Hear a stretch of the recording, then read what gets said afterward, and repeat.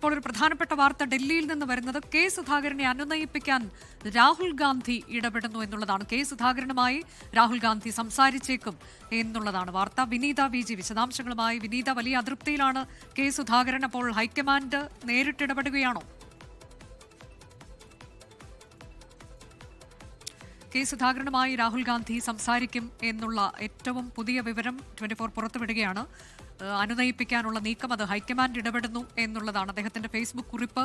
അദ്ദേഹം വലിയ പ്രതിഷേധത്തിലാണ്. അപ്പോൾ MP-മാർ മത്സരിക്കേണ്ടതില്ല എന്നൊരു തീരുമാനത്തിലേക്ക് പാർട്ടി എത്തിച്ചേരുന്ന ഘട്ടത്തിൽ ഏത് തരത്തിലാകും ആ അനുനയ നീക്കം ഫലം കാണുക എന്നുള്ളത് നമുക്കറിയില്ല. ഏതായാലും രാഹുൽ ഗാന്ധി ഇടപെടുന്നു എന്നുള്ള പ്രധാനപ്പെട്ട വാർത്ത. വിനീത, വിവരങ്ങൾ.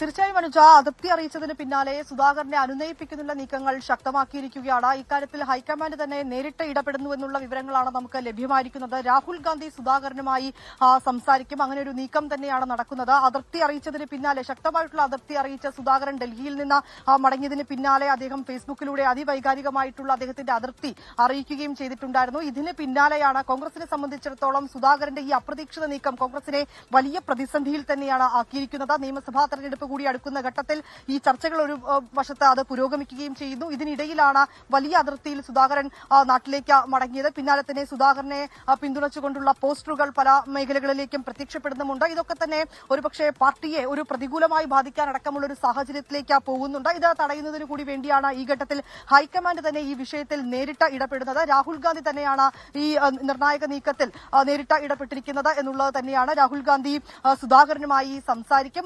സുധാകരനെ അതൃപ്തിയിൽ ഡൽഹിയിൽ നിന്ന് മടങ്ങിയ സുധാകരനെ അനുനയിപ്പിക്കുന്നതിനുള്ള നീക്കങ്ങൾ ശക്തമാക്കിയിരിക്കുകയാണ് ഹൈക്കമാൻഡ്. അനുജ, അതിലിപ്പോൾ നമുക്കറിയാൻ കഴിയുന്നത് എന്താണ്? MP-മാർ മത്സരിക്കേണ്ടതില്ല എന്ന തീരുമാനത്തിലേക്ക് പാർട്ടി എത്തിച്ചേരുകയാണെങ്കിൽ ഇവിടെ എങ്ങനെയാകും ഈ അനുനയ നീക്കം അത് ഫലപ്രദമാകാൻ പോകുന്നത്? അദ്ദേഹത്തിന്റെ കാര്യത്തിൽ ഒരു വിട്ടുവീഴ്ചയിലേക്ക് പോകുമോ, അതോ അദ്ദേഹത്തിനെ ആ തരത്തിലേക്ക് പാസിഫൈ ചെയ്യാൻ പറ്റുമെന്നാണോ നേതൃത്വത്തിന്?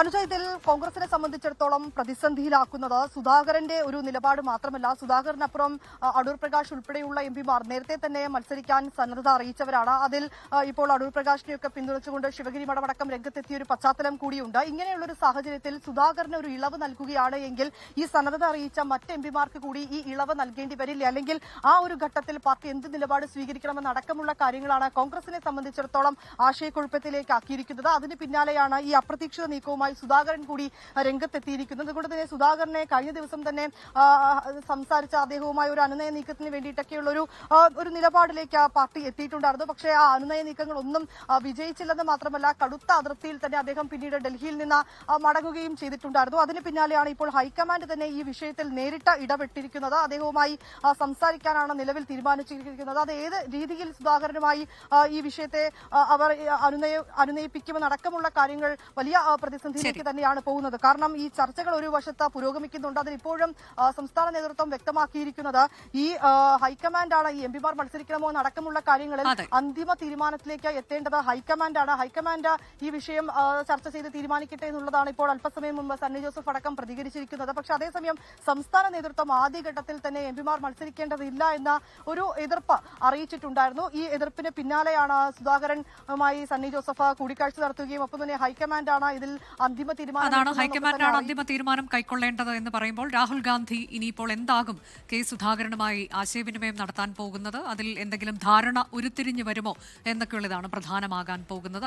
ലോകത്തെവിടെയായാലും ഏത് സമയത്തും 24 വാർത്തകളും ഓഗ്മെന്റഡ് റിയാലിറ്റി പാക്കേജുകളും എക്സ്പ്ലെയിനറുകളും വിശദമായി കാണാൻ ഞങ്ങളുടെ YouTube ചാനൽ നിങ്ങൾക്ക് സബ്സ്ക്രൈബ് ചെയ്യാം.